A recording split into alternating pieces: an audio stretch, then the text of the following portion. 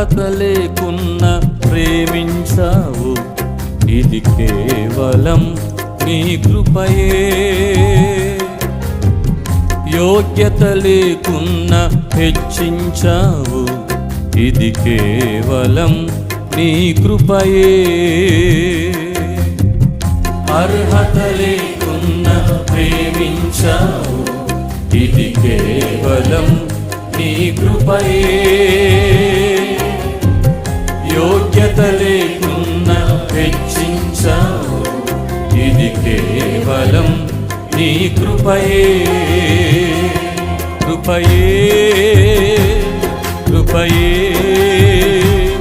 నేనేమై ఉన్నానో నీ కృపయే. కృపయే కృపయే నే బ్రతికి ఉన్నానంటే